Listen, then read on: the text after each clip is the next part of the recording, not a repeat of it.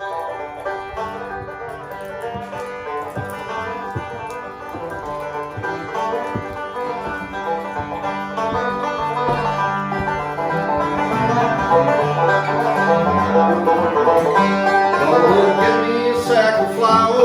a whole cake every hour.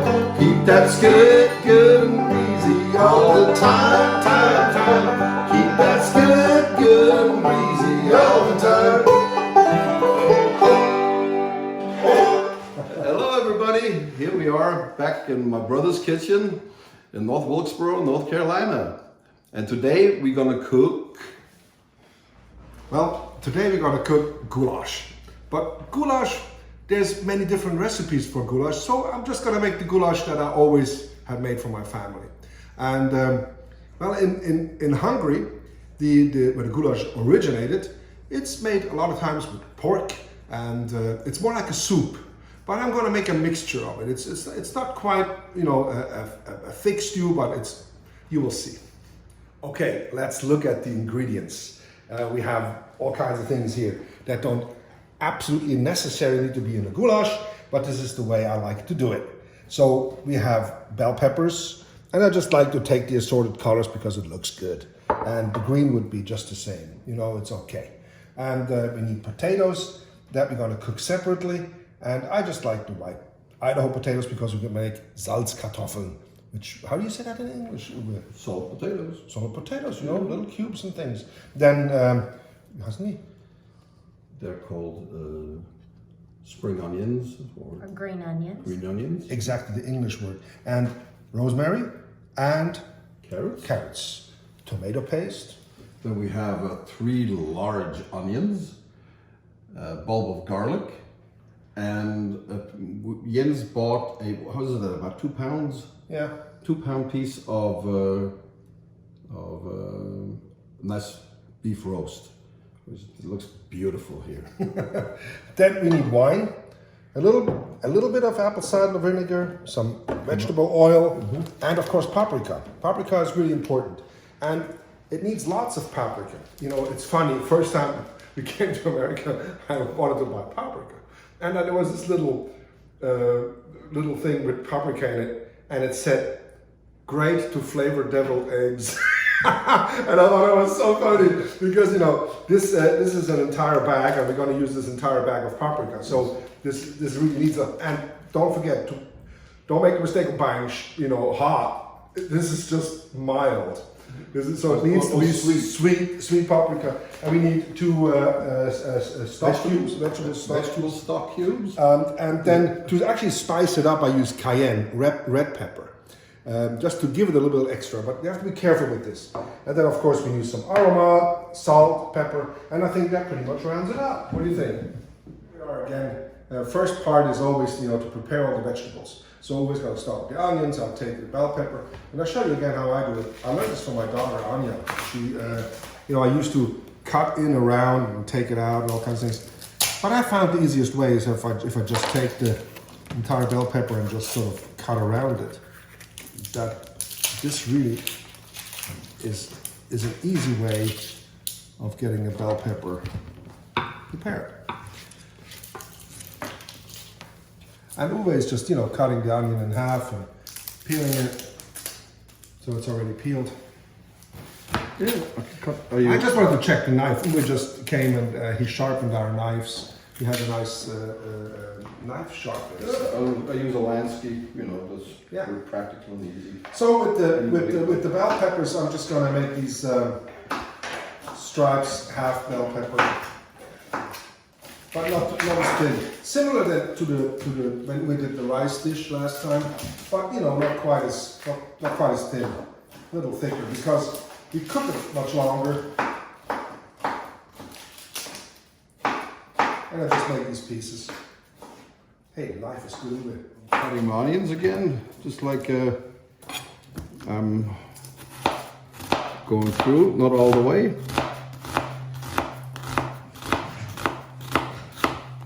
And then the large onions, so it's easier to come down like that. Why do they have to die? Oh, these onions.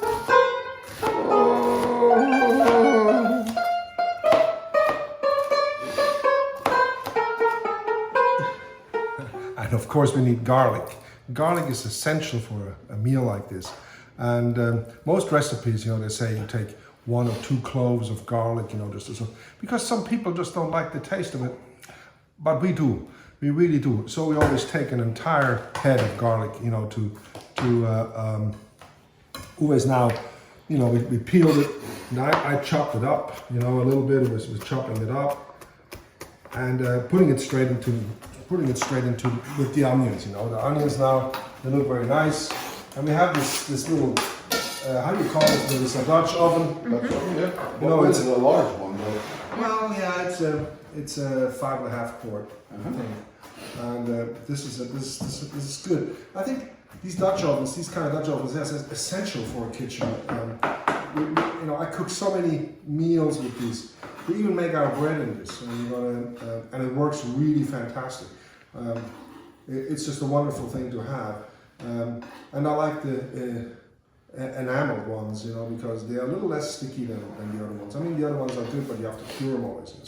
But this works fine. So perfect. Add the scallions now, the green onions. I cut off the end of them, and then I see if they have a little bit of, the outer layer sometimes is a little slimy and a little different. Cut off the little beard here, get them off like that. Jens is starting to cook the onions over there. We already have the bell pepper cut up. And then I'm going to do the carrots, and just go over there. The smell. If you cook and you start frying onions, I think the world is a better place. And then when we cook, I always like to have a glass of wine. Personal preference. Don't have to do that. You can also take grape juice, for instance, works great, or apple cider. Apple cider always works good with cooking. Don't you think, Uwe? Yeah. Apple cider is wonderful. Cheers. The scallions, and I hold my knife a little different than a chef would. I hold it more like a butcher would. I have my finger up on here and pinch it here, and then I can use it in almost like this kind of motion. See, make a little circle, and that way. That works fine. I can do it like that. I push forward, of course, yes. That's exactly how I do it. Yeah. Mm-hmm. A lot of chefs, they'll do this. Yes, you can wave. You can wave like that. And they do that good, and it gives you a good control, because you can always constantly push the knife forward with your index to get the same kind of distance to things. But let's get to the carrots. What do you think? Absolutely. We use the peeler again, and I can show you how wonderful it works. Zoom.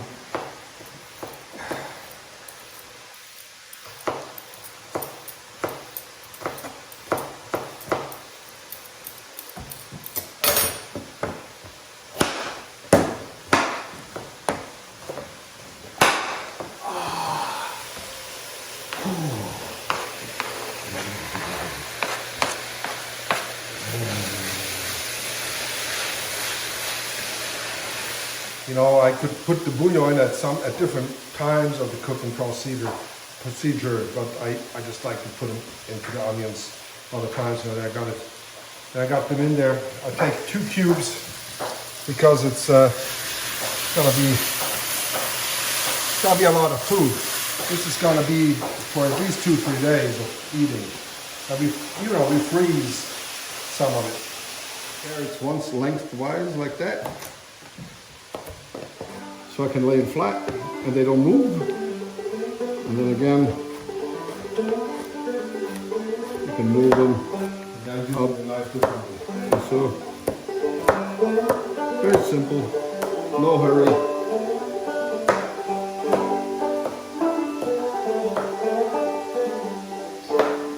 Good, they're nice. They're nice and getting soft. So I put the bell peppers in. Just want to make sure that the onions get enough heat at first, Mix it all up.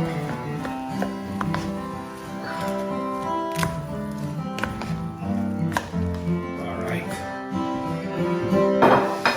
Then I take the tomato paste, just sort of, put it into the bowl. It's about a cup. a little bit more in the cup, you know. And I just for a short time, just let it sort of, you know, a little roast with everything together in the pot. So that the temperature is still high, you know, so it's really going somewhere. You just have to let it sit for just a little bit so the tomato paste gets a little bit more taste. I have this wine here, it's from Spain. It's south of Madrid. And it's just a regular wine. It's nothing fancy, but I just like beautiful, you know, tart wine, you know, not too sweet. And this is really doing a great job. It's quite inexpensive, you know. I think got it from Aldi or somewhere. It's really good. But this is this kind of wine you would like to have, you know, 100 gallons in the basement, if I had a basement. So I just put a little wine in here, just by feel, sort of just to ease the temperature a little bit. And just let it go. Okay, this is starting to really smell good. And then I put the carrots in.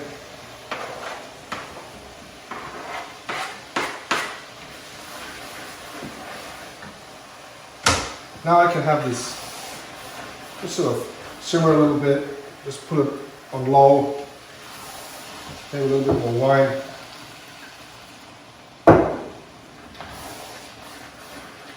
Yeah.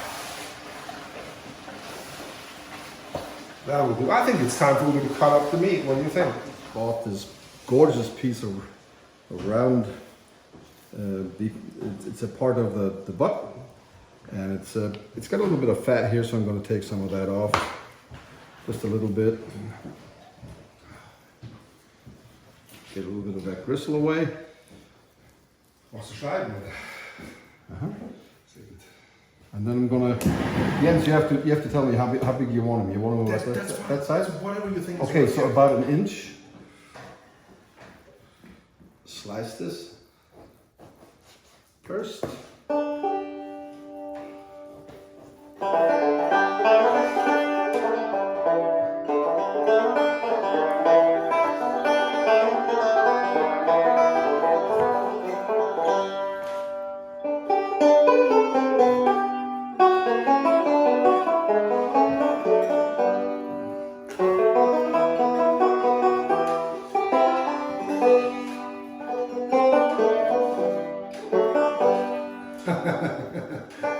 Looks good. So what I'm going to do now is I'm going to sear the beef in a frying pan and give it some good high heat. I'm going to use just a tad of oil. Get it nice and hot. Now if it wasn't on a cooking show, I'd probably spit into it and see when it starts to sizzle. But I have to be careful not to crank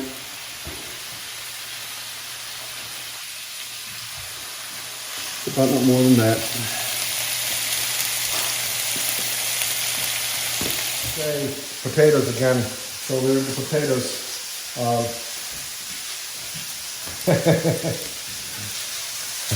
Uwe and me, we stayed in one summer, I think in 1970, in a summer camp, and they had a competition who was the fastest potato peeler, and I think Uwe won, and I was maybe third or so.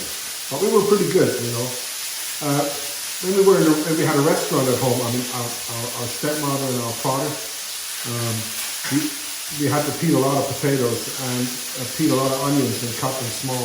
Sometimes a 50 pound bag in the morning to make a blood sausage, you know, or such things. And then we would let them through a grinder, you know, push it through a grinder, and you know, just had to peel them. And it was a lot of fun, a lot of work. It just reminds me of these times actually every time I cook. The meat now is nicely brown. Oh, they look fantastic. Right, and then I put them straight in there. Yeah, put them straight in there. Oh, they look I'm fantastic. doing batch by batch, right? Yes, fantastic. Little steaks. Oh, this looks really, really, really good. Well, the paprika you pretty much can put into the meal anytime when the onions are roasted, or you know, But I put the paprika in now. Take about 2 ounces. This is like 2.2 ounces even, you know. But I maybe, you know, put everything in there. And it's sweet. Don't forget, sweet paprika.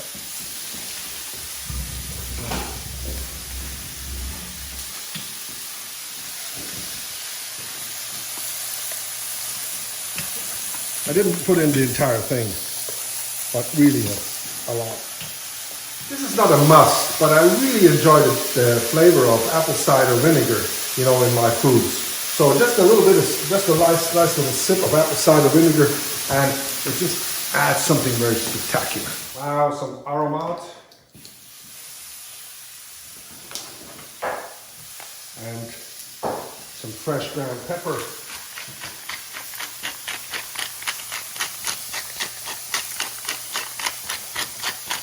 And more is usually better than less.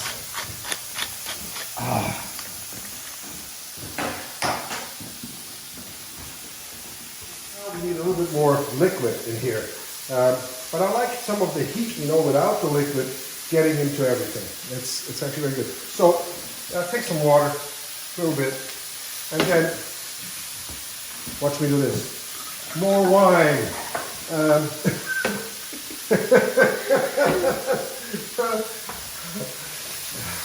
Now it's starting to look. So you didn't put all the paprika in there? No, maybe I can. Let me try it and see if I. You know, if it's just a little bit too much paprika, it can become a little. Actually, this is really, really good. So I think I'm done with the beef.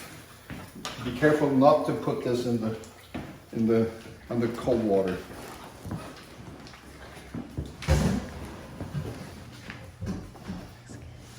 Now I'm gonna add the rosemary, and I just, you know, take it as is. I usually wash it, throw it into the pot like that, and some salt.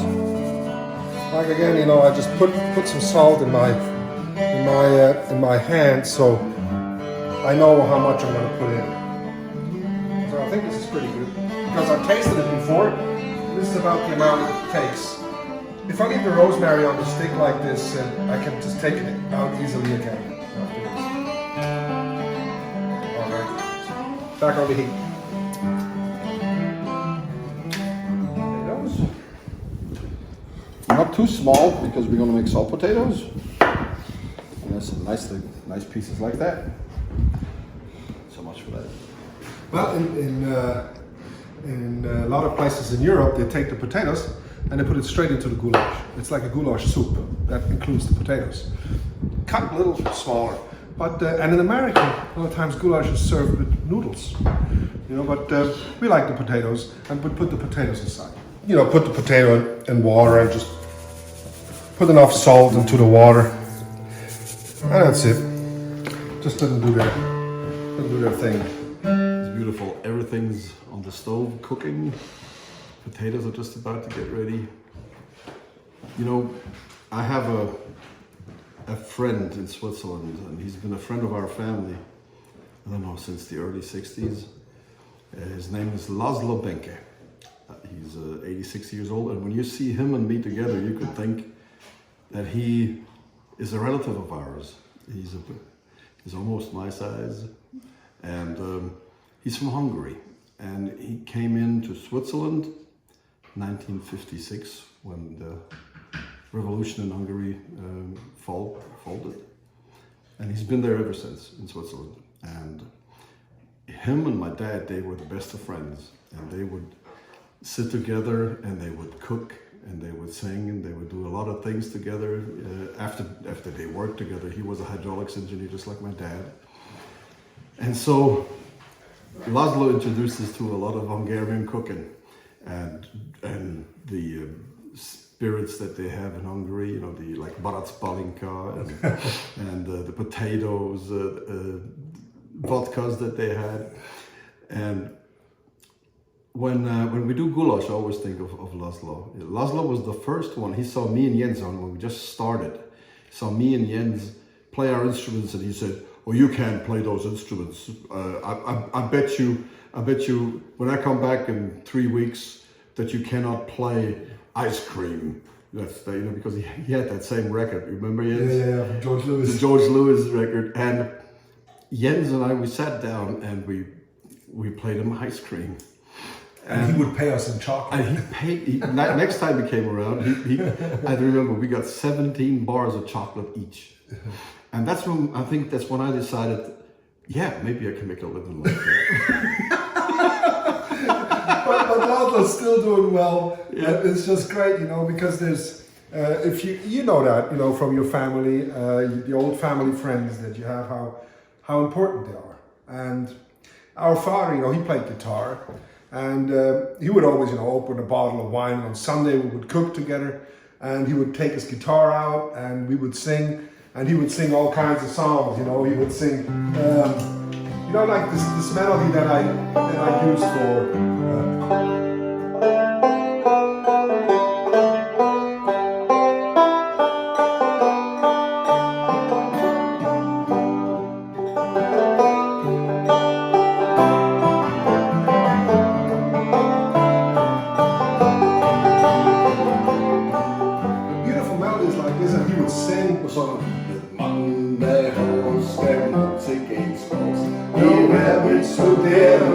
Dansen till hem, ja die dans ganz alleen op de 8e Mei. Oh die dans ganz alleen op de 8e Mei.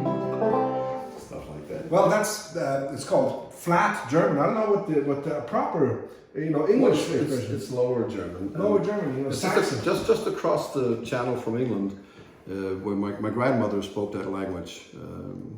It's a language that is slowly but surely disappearing. But parts where our family came from Celle, northern Germany, they spoke a German that sounded more like Dutch almost. It was hard to understand for people, let's say, even from Hanover. Sometimes. And so Plattdeutsch. But there's so many memories of our dad, playing music in the kitchen and cooking together. And so that's why we always had the idea of cooking, kitchen, and music. It's just 3 things that just belong together.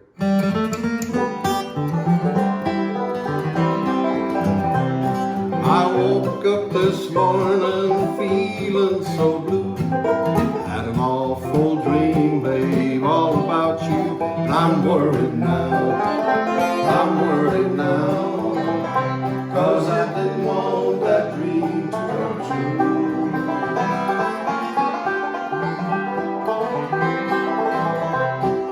That old dream was awful, so awful to me, that I saw you sitting on his knee. And I'm worried now, 'cause I didn't want that dream to come true.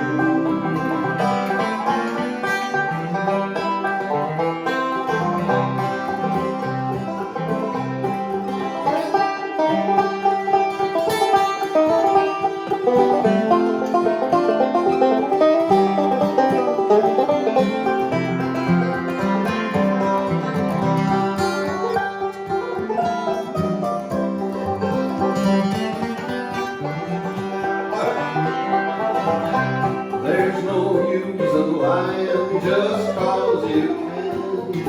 I mean, I just saw you with that other man. I'm worried now, 'cause I didn't want that dream to come true. So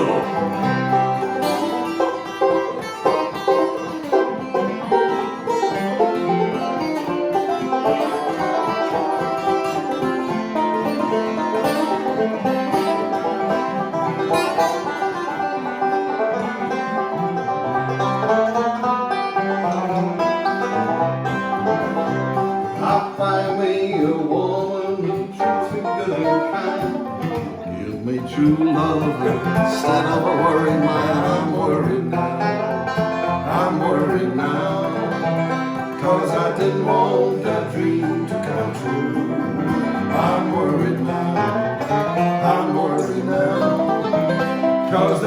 dream has come true, don't you see?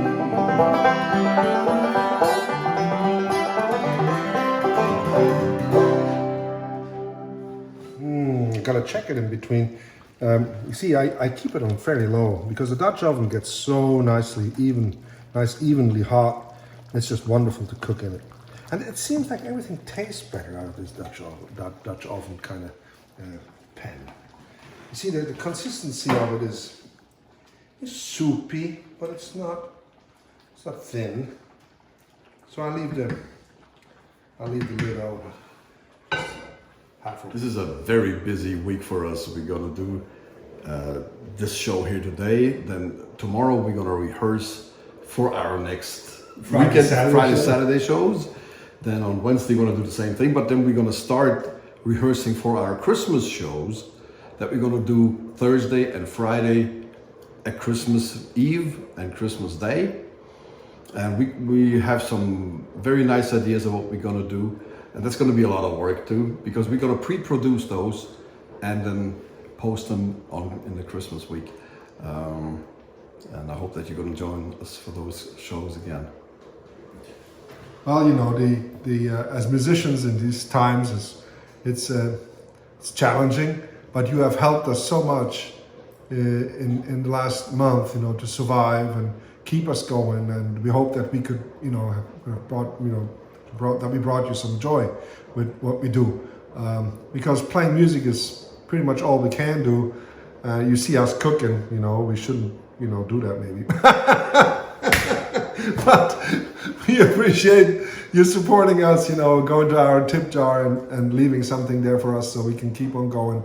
It looks like maybe next year we can go back on the road. Our management is all ready to go and, you know, trying to fire up things. We're also going to come back to Switzerland in June, you know, to play the concerts that we couldn't play this time around with Walter and Peter, and we're very much looking forward to that as well. I should get a new shipment of peelers this week too. So if you're interested in getting an original Swiss potato peeler, the company is closing at the end of the year, but we were able to get a nice big box of them before they go to Victorinox.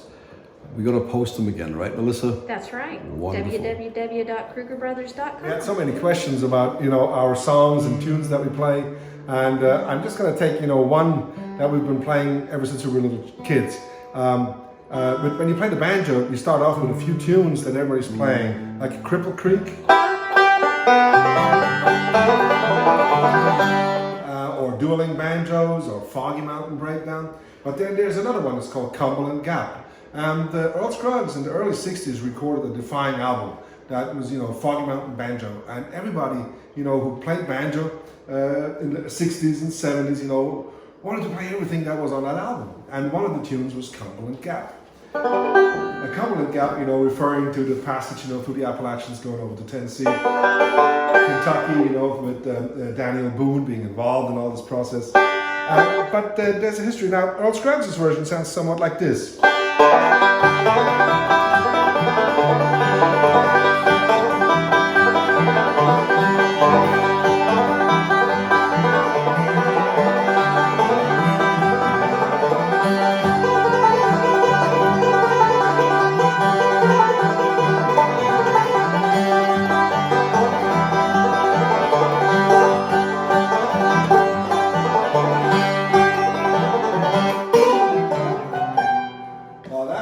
Real bluegrass, and it's actually almost too fast to dance to. If you would go to a dance bar and you play the tune, that would be different. Now, all these tunes, a lot of these tunes originated from old-time music, where the banjo, you know, is played, you know, without a resonator, or, you know, played clawhammer style, which is different than to wearing fingerpicks. So,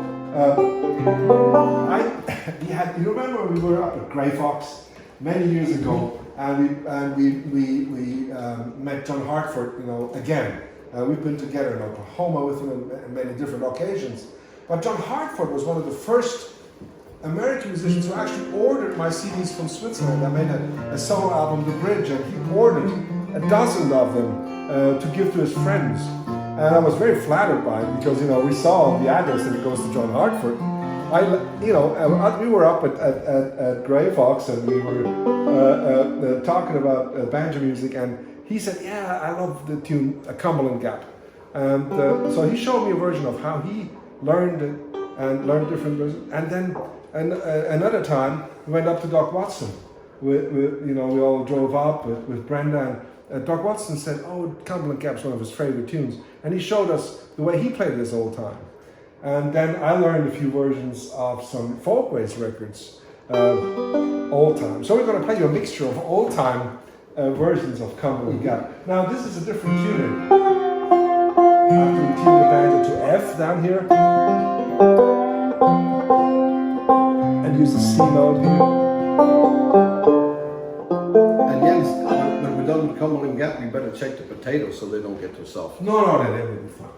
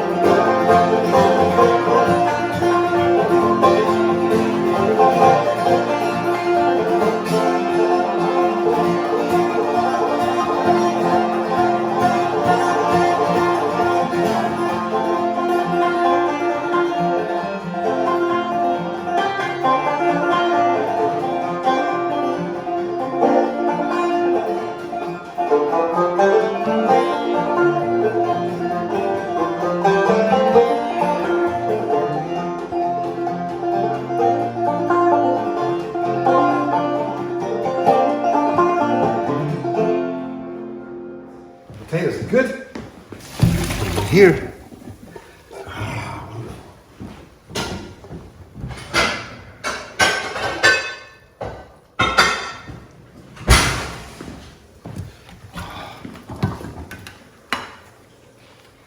Just put some parsley on top of here. Just a little bit. Perfect. All right. The goulash, could boil on for another 2 hours, I guess. If you like it to, because it doesn't get bad. But it's been in for about an hour and a half, and it's looking good. Hey, let's do a plate like this. What do you think, Uwe? Absolutely. So we take some potatoes. Like this. This looks good. Take some of this goulash. What I like about this goulash is that the goulash itself is very low in carbs. So if you have to have a carb-restricted diet, you can just eat the goulash. And this, I didn't have this on the ingredients list, but a little bit of sour cream, just helps it as well. So here we go. This is my goulash.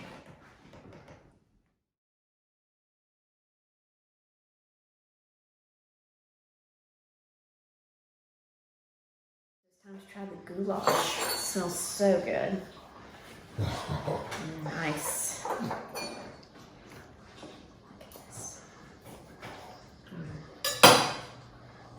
get some sauce in there. Good. And of course the potatoes. So what do we say in Swiss German? And Gute miteinander. Gute. Well, this was our goulash, and I hope you enjoyed spending some time with us. The most important ingredient we have not shared yet, because it's banjo and guitar. Cooking just makes a lot more fun if there's music and there's company, and get together with your friends and sing a song. And now at this time of Christmas, it's important that you sing together because it's healing. It's a good thing. So we wish you a very happy cooking. Yes. And hope to see you again next week. Yes, we hope to see you. Don't eat too much for Christmas. Bye-bye.